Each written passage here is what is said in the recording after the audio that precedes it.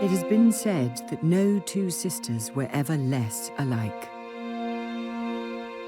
One reserved and proper, the other lively and controversial. One the anchor of a commonwealth of nations, the other a figure searching for purpose in life. They grew up in a very, very different kind of world, a world of aristocracy, of deference, of people knowing their place. I think they were quite different from an early age, and they went on being different. I think they were both very sound people, both very committed in their different ways. I suppose that the Queen had so much more responsibility on her shoulders, and Princess Margaret didn't have those things to think about, so carved a different path through life. Queen Elizabeth II and Princess Margaret are among the most photographed women in history. Their every appearance followed by press and public. They are familiar the world over. But what of the real women behind the show and splendour? Beyond the balcony and cheering crowds, beyond the crown itself. Elizabeth is really both an embodiment of the old England that she grew up in and the new, fast-changing modern world that she increasingly adapted to. The Queen always thought of her sister as an enigma. It's always very difficult to work out with Princess Margaret which half of her you're talking about, the royal half or the rather dashing half. There's a huge affection between them that survives the ups and downs of their individual life.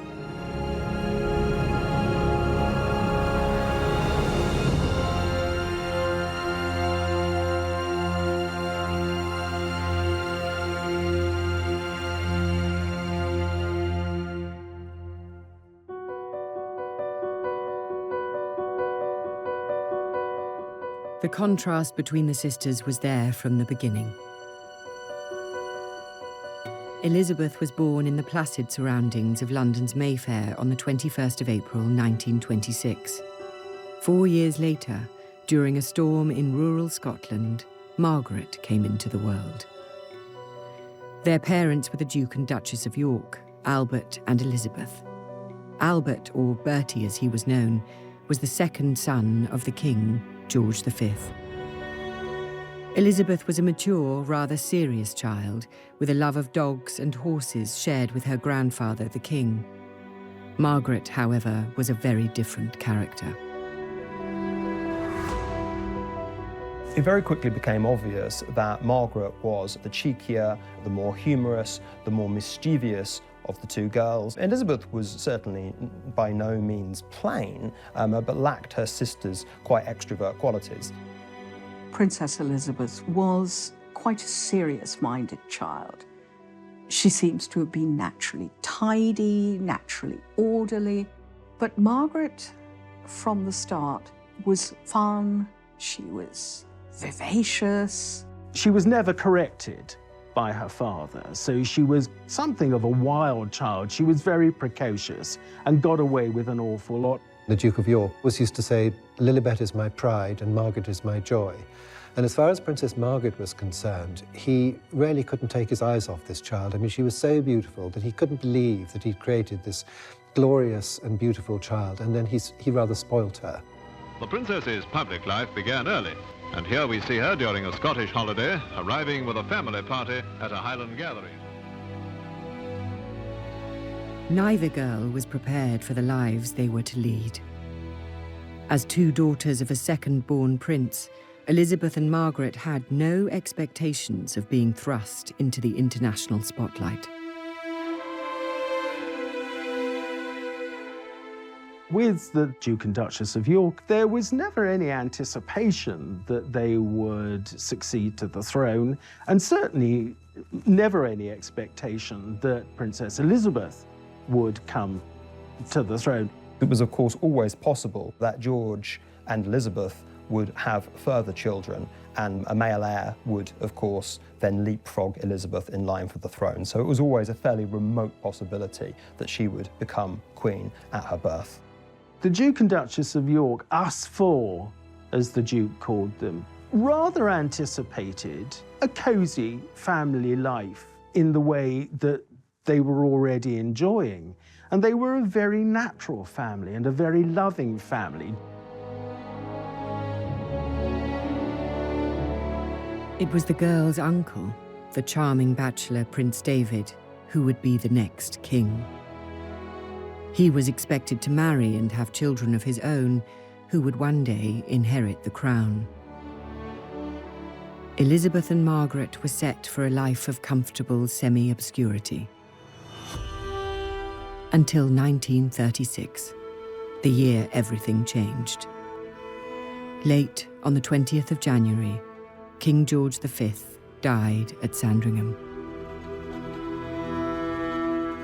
He'd been unwell for quite some time, and it went back to the Great War, when he was thrown from his horse while reviewing troops in France and suffered from chronic obstructive pulmonary disease and pleurisy. Now, that's a progressive condition, so it didn't get any better. The only witness to the king's final moments in this regard were his physician, and his physician claims to have administered a lethal dose of morphine and cocaine to ease the king's passing, believing as he did in a gentle adoption of euthanasia.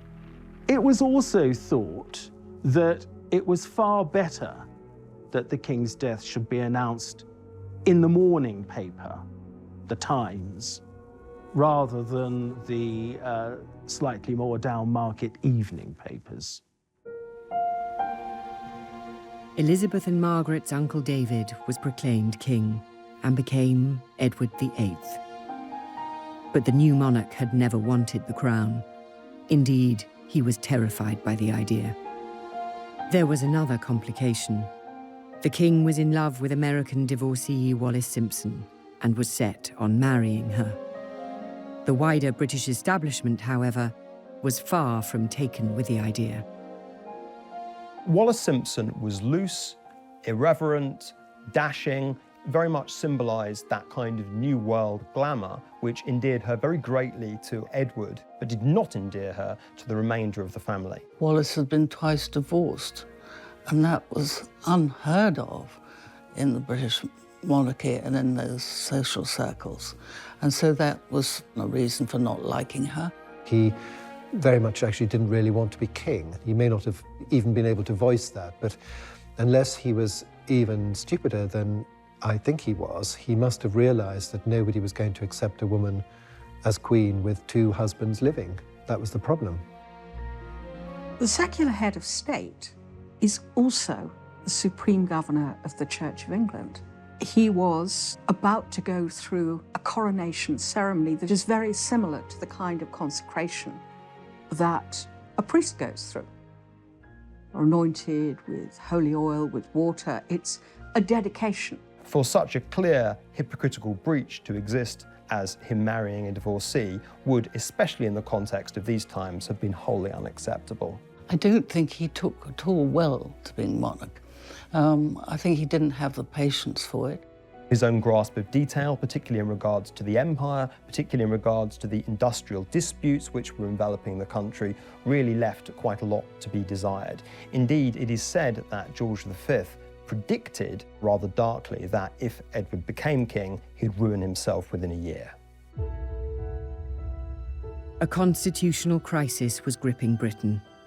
The public were unaware, the press was muzzled, and the king's affair kept secret. Finally, unable to renounce the woman he loved, the king gave up his crown. On December the 11th, 1936, Edward abdicated. He had been king less than a year. It was a shock. It was seen, I think, popularly as a dereliction of duty. There were those who thought Edward should stay and should be allowed to marry Wallis Simpson, and there were those who just thought this man is a waste of space and he's got to go. And Wallis Simpson, let's say, saved the monarchy from a man who would have been a pretty awful king. A crowd gathered outside Bertie's house in Piccadilly. The new king's family had moved out of their home into the vast and cold magnificence of Buckingham Palace. The lives of Elizabeth and Margaret were transformed. Elizabeth was now next in line to the throne. The training for her future role began at once.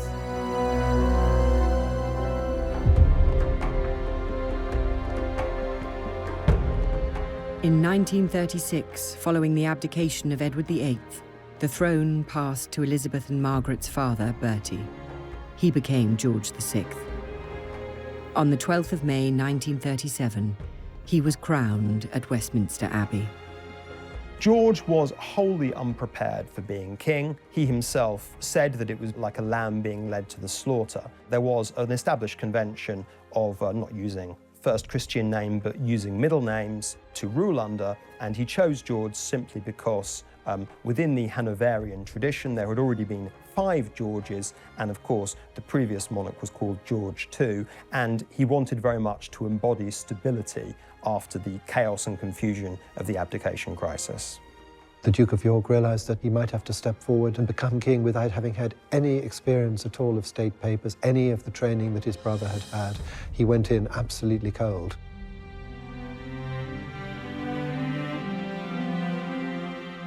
King George would ensure that his elder daughter Elizabeth would be more prepared for the role of monarch. From 1938, she received private tuition from Sir Henry Martin, the Vice Provost of Eton College. Her father explained the nature of the official dispatch boxes that were the monarch's everyday duty. Margaret was excluded. The sisters' once identical upbringing was diverging.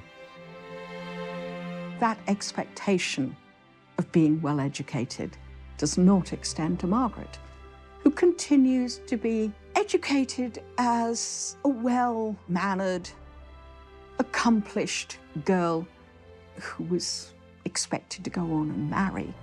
So singing, piano lessons, French conversation become important, but not constitutional history, not the hard lessons of theology. They were still loving sisters with the same bond that they always shared. This was a very definitive event which exacerbated early tendencies that the girls may have already had. Elizabeth to duty and Margaret to frivolity and maybe being slightly outside of the really important cockpit of constitutional decision-making. Beyond the girls' classrooms, the world was in crisis. The aggression of Nazi Germany had sparked a new conflict in Europe. It was suggested that Elizabeth and Margaret be evacuated for their own safety. They weren't moved overseas simply because it was thought very important to send the right kind of message, to send the message that the royal family was not running from the threat of Nazi Germany and everyone would very much remain in post. The king needed the Queen to be with him. She wasn't going to leave, and the daughters weren't going to leave. They were all basically going to stay together. And it was actually a very powerful message. The images that were coming out of Germany were all sort of nasty pictures of people stomping around in black uniforms and raising their arms and shouting. What did you get from England? You got Queen Elizabeth in a pony cart with the 2 princesses bicycling behind her. I mean, which would you prefer? Because of events and invasions going on in Europe, the Queen said that it would be a good idea to take the princesses to the greater security of Windsor Castle for the rest of the week. And as Princess Margaret said, we were supposed to go for 5 days and we stayed for 5 years. The castle seemed forbidding at first. Its fineries had been put into storage. The blackout shrouded it in darkness. But though tremors caused by explosions in London could be felt in the castle, the girls were safe. As the war progressed and the sisters grew, Elizabeth took on more and more public responsibilities. After she turned 18 in 1944, she joined the Auxiliary Territorial Service as a mechanic and driver.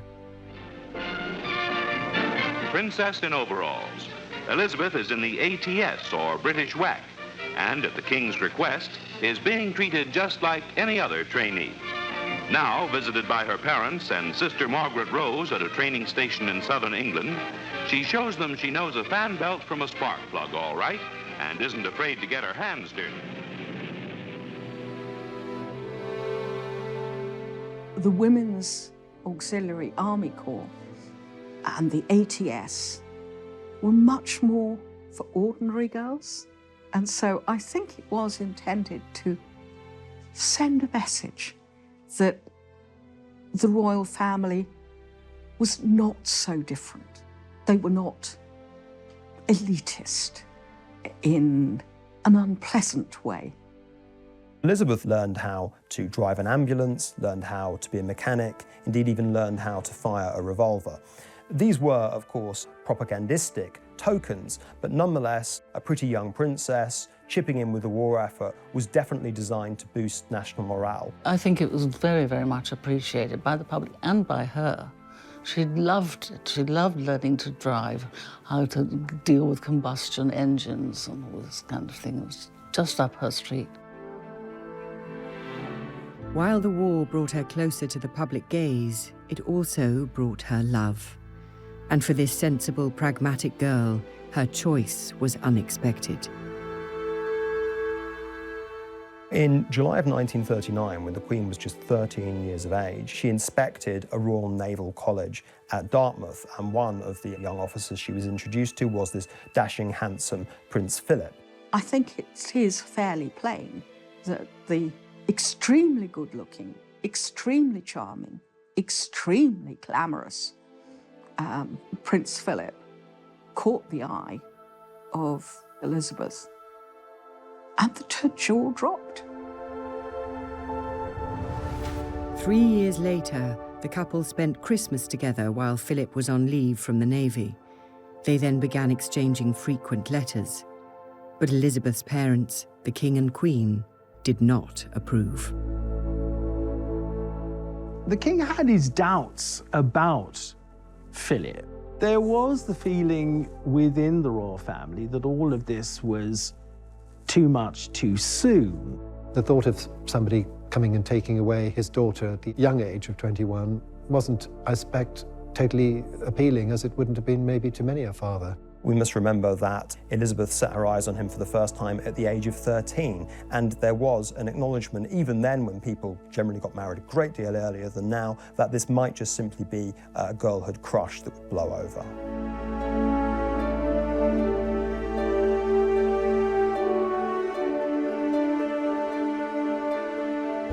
The King and Queen's resistance had been defeated. On the 20th of November 1947, Elizabeth and Philip were married at Westminster Abbey. Margaret was among the bridesmaids.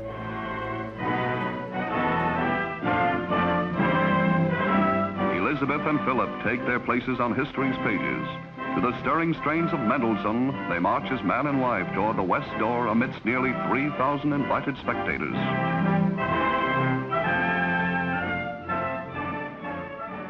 The wedding itself was a very grand affair, a deliberately grand affair against this backdrop of austerity. Rationing was still on, if anything slightly more severe.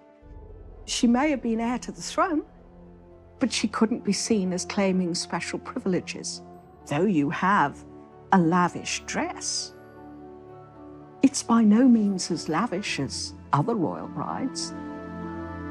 The wedding was the first big royal occasion since the King and Queen's coronation 10 years before. And Winston Churchill referred to it as a flash of colour on the road we have to travel. The following year, Elizabeth gave birth to a son. Charles was born on the 14th of November 1948.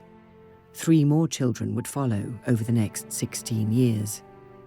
This meant Margaret was no longer next in line to the throne.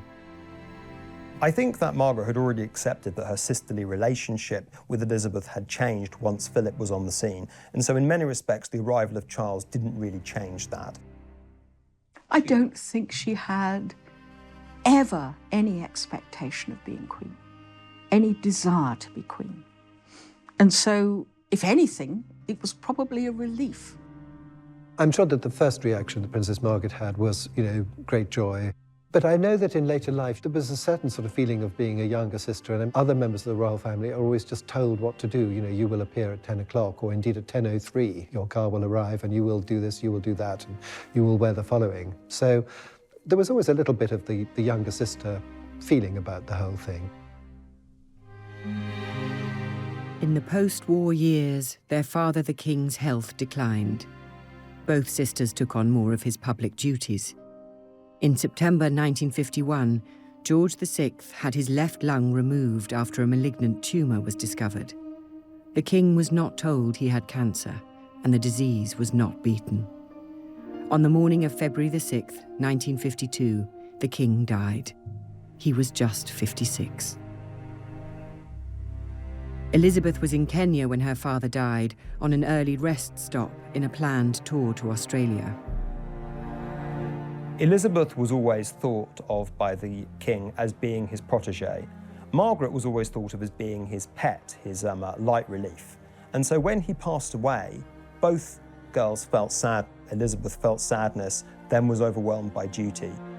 For Princess Margaret, it was absolutely awful. She had lost a father that absolutely adored her, and she had no role whatsoever. Elizabeth had left Britain as a princess.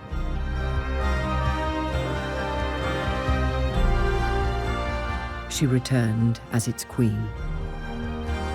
But what did the future hold for Margaret?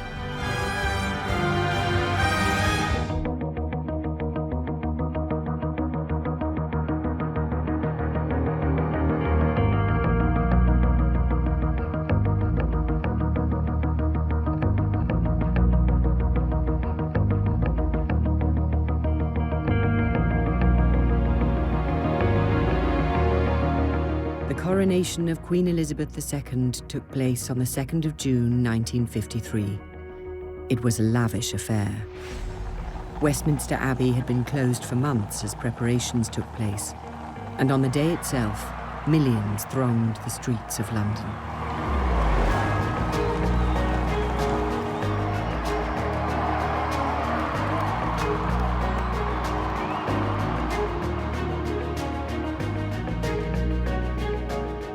Westminster Abbey was transformed practically into a theatre, if you like, with galleries packed with 8,000 people. The coronation was to be an end to austerity.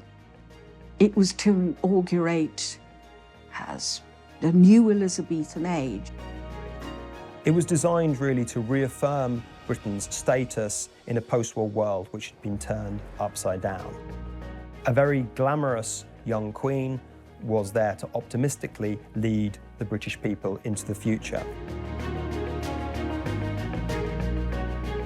I do remember Coronation Day quite well because my father had tickets for some seats near Admiralty Arch through the army. He was in the army. And I remember sitting there and seeing the guests in their carriages coming towards Admiralty Arch, where Churchill came along. And I remember opposite us, his furious face sticking out of the window, glaring at the traffic jam in front of the arch. The coronation itself was the same ancient ceremony unchanged for centuries, but there was at least one touch of modernity. It was the first to be televised. Not that many ordinary people owned televisions. Britain was still mired in post-war austerity. Some goods were still rationed 8 years after the defeat of Germany, and on the international stage, Britain was declining as an imperial and military power. Nevertheless, the nation celebrated. Yet behind the pomp and glamour of that day lay family grief, disputes and scandals just waiting to explode. In the middle of preparations for the coronation, Margaret stunned Elizabeth by informing her that she wished to marry. Her desired husband was a man named Peter Townsend. He had been a wartime flying ace and had flown more than 500 missions and been shot down twice in the process. During the war, George VI decided that he would honour servicemen who distinguished themselves and would have them as a query for periods of 3 months. Recommended was the much decorated RAF fighter pilot, Group Captain Peter Townsend. Townsend and the King got on so well together. It is said the King referred to him as the son I never had, that the idea of a 3-month period in waiting as a query just went straight out of the window. After the King's death in 1952, Townsend's job disappeared, but the family did not wish to lose him. He was invited to join the Queen Mother's household as controller, a role he accepted. All the girls at Buckingham Palace and all the girls that were around the court rather took a fancy, took a shine to this guy. But the one who really fell in love with him was Princess Margaret. You can understand, perhaps, at that moment, having lost her father, she turned more to him than was perhaps advisable. He was there when her father died. Part of the inner circle of royal aides and servants who helped to comfort Margaret. After all, Margaret was devastated by her father's loss. This was a man who'd been close to, who'd been liked by her father. He was also, like her brother-in-law, a hero, and people liked heroes. It was still an age when we built heroes up. Townsend was 16 years older than Margaret and recently divorced. While these facts did not trouble Margaret, others were less happy. Well, there was opposition to the relationship for one simple reason, that he was already married, and he had a wife and he had 2 boys. Divorced people not really allowed to have a social life. And I think that sadly, that was what happened. He was quite a bit older than her, but I don't think that would have mattered. Under a law of 1772, all members of the royal family had to have the sovereign's permission to marry. Elizabeth was sympathetic. She could see the love between the couple, but she asked Margaret to wait until the coronation was out of the way and everything had settled down. Margaret left the meeting with her sister feeling hopeful. But when Elizabeth spoke to her private secretary, Sir Alan Lascelles, he was horrified and urged Elizabeth to send Townsend abroad. Elizabeth was caught between love for her sister and her responsibilities to the legal and religious bodies she headed. She loved Margaret and she wanted her to be happy. I think it was incredibly difficult for her. All of politicians, with some exceptions, including Winston Churchill, were advising her that this marriage should not go ahead. And as such a new monarch, she didn't want to risk the potential friction for really putting up strong opposition against what the political classes were telling her. In other words, she put duty before her own private feelings. The Queen is temporal governor of the Church of England, and the Church of England did not, would not recognise divorce. She agreed to send Townsend abroad. He was appointed heir attaché in Brussels. Townsend was stunned by this exile. He did not even get a chance to say goodbye to Margaret, who was on a royal tour in Africa at the time. Margaret was left bitter. Her own sister was queen but could not help her. In Brussels, Townsend was hounded by the press. They maintained a constant correspondence. The couple believed they had only to wait.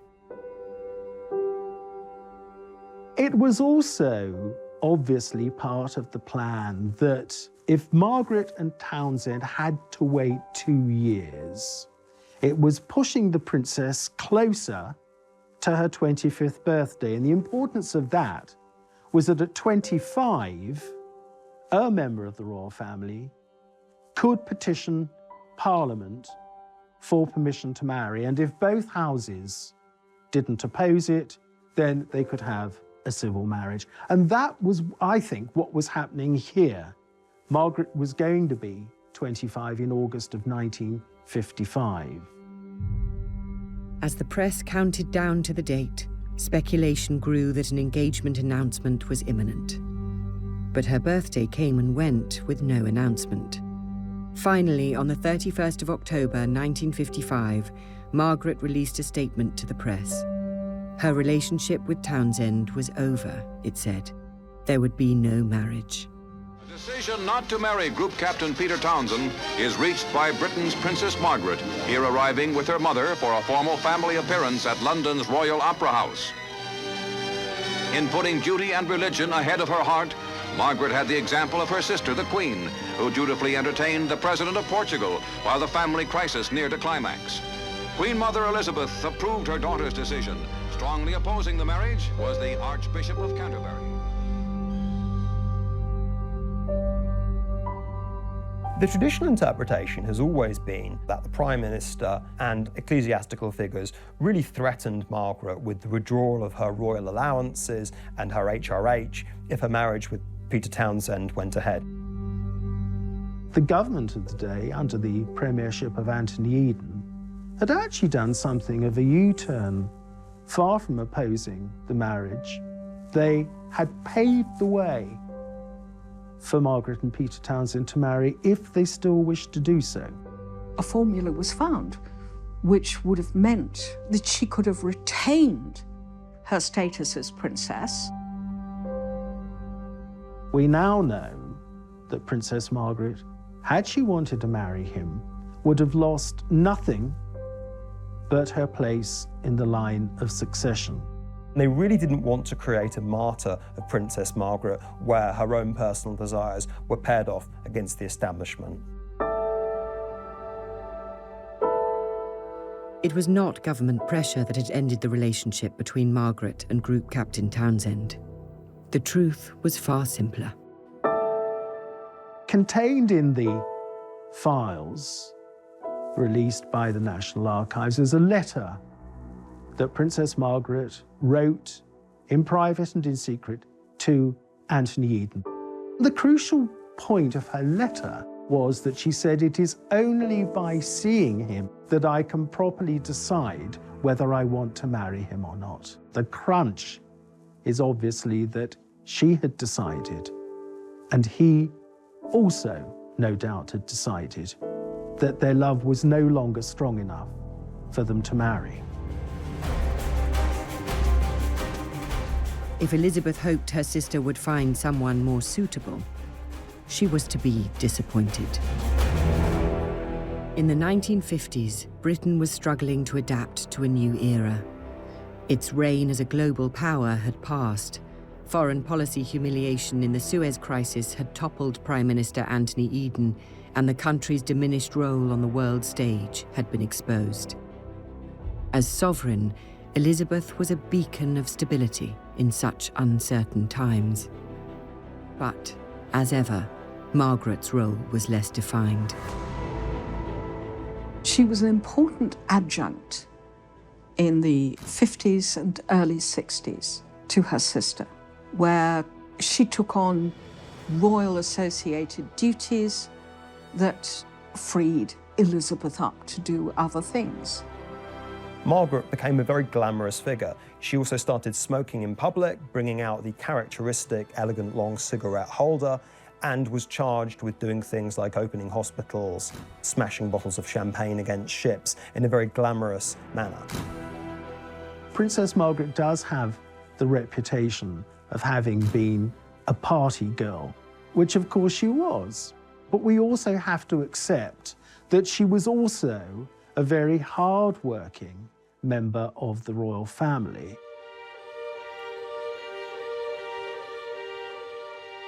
In 1957, Margaret became president of the new Royal Ballet, a reflection of her lifelong passion for theatre and the arts. Nevertheless, she was nearing 30 and still unmarried. In 1959, Peter Townsend wed a young Belgian woman with a striking resemblance to Margaret. Just months later, the princess surprised many by announcing an engagement of her own.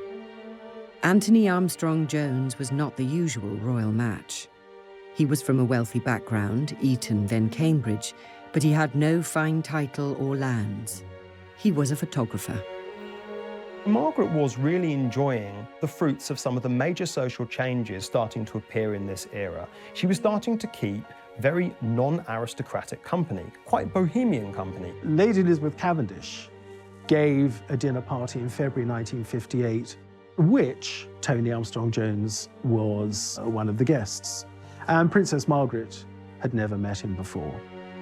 I think the influence of Anthony Armstrong-Jones was really to introduce her to normality. She was smuggled on the back of a motorcycle, disguised in a headscarf and dark glasses, to Armstrong-Jones' rented flat in Rotherhithe Street. The princess said that it was the most romantic setting, and this was their bolt hole. It had a bay window overlooking the Thames. You looked to the right and there were the docks, and you looked to the left and there was a bend in the river, and you saw Tower Bridge and St. Paul's Cathedral beyond it. And at high tide, she said, swans would look in. Their relationship was kept secret, so the country was stunned in February 1960 when Princess Margaret's engagement to the photographer was announced. Their wedding was in Westminster Abbey on the 6th of May 1960. It was the first royal wedding to be broadcast on television. Millions tuned in around the world. I think as a sister, Elizabeth was very happy that Margaret had been able to find a man she loved.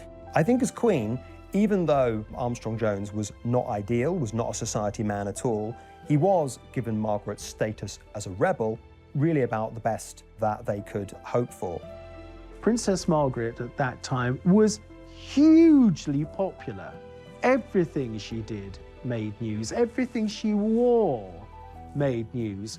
So when she married, this was an occasion of great celebration. Everybody was frightfully pleased with the sort of glamour of the wedding. And Princess Margaret looked wonderful, and he was a talented photographer, and it all seemed very modern and just how it should be. The whole thing really was a very, very beautiful occasion. I mean, I can remember being a young schoolboy, totally enthralled watching this on the television. Despite the excitement of that day and the 2 children born in the years that followed, the marriage soon became troubled. Mutual infidelity, drugs, and alcohol strained the relationship to breaking point. I think that 2 worlds very much collided. Armstrong-Jones's bohemian, free lifestyle, and Margaret's unwillingness to dispense with, shall we say, all of the accoutrements of wealth and prestige and fundamentally royalty.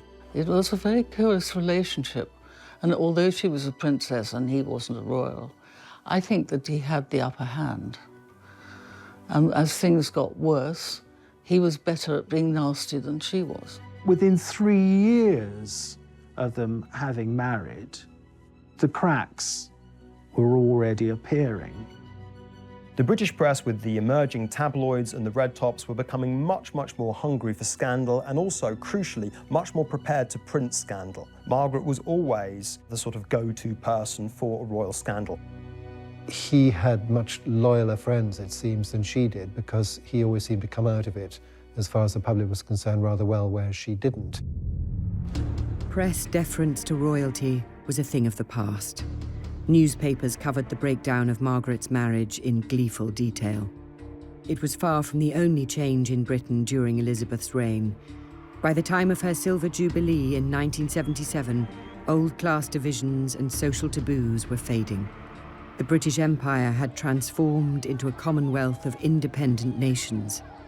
The crown, Elizabeth, was the thread tying them together. As she guided the monarchy and nation through crisis and triumph, her sister Margaret was left without a role. She may have been an icon of the 1950s and 60s, but as the decades passed, her star waned. Like her father, Margaret was a heavy smoker for much of her life. Like him, she would suffer the consequences. From the late 1980s, her health began to decline. After several severe strokes, she died on the 9th of February 2002. She was 71. For the relationship between Elizabeth and Margaret, there was this bond of love between them that had been there from the time Margaret was born to the day that Margaret died. At her funeral, the Queen perhaps showed the most public emotion we have ever seen on a public occasion, where her eyes, I suppose, really betrayed the sadness she was feeling.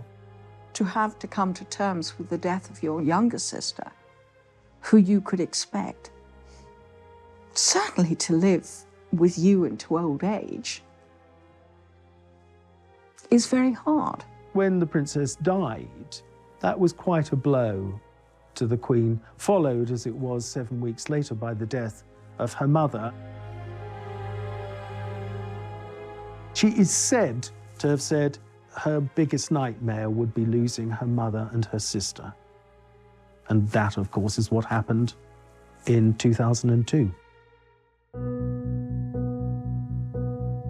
Princess Margaret's life, though privileged, was a sad one in many ways. Margaret was a flawed and often troubled woman. She did not have her sister's weighty responsibilities, but nor did she have the certainties. I think that what Margaret did was really stretch at the limits of what it was acceptable to do for a woman in her position. This, I think, created a precedent and also much more breathing space for future younger royals to enjoy, even in the celebrity infested world that they inhabited, something more approaching normal lives. If she had a few tiresome aspects, well, who doesn't? I would actually say she was probably a pretty supportive member of the royal family. She did do her bit. On a day-to-day basis, her life was very full. She had very interesting friends. She went to the ballet, she went to the theatre, she read books. She was alert and interested in things. She loved music and wasn't boring. She, too, helped to modernise the monarchy, to bring it into what at that time was the 20th century. For her sister, the Queen, however, her history is still being written. The monarchy has shown itself under the Queen's leadership to be flexible, adaptable, and something that can be seen as both a stable institution and something that can change and reflect new values. I think more than anything else, for Britain's own conception of itself as a post-war nation, she was definitive. She has been criticised, her family have been deeply criticised, and by just being herself and keeping going and being straightforward, it's absolutely paid off.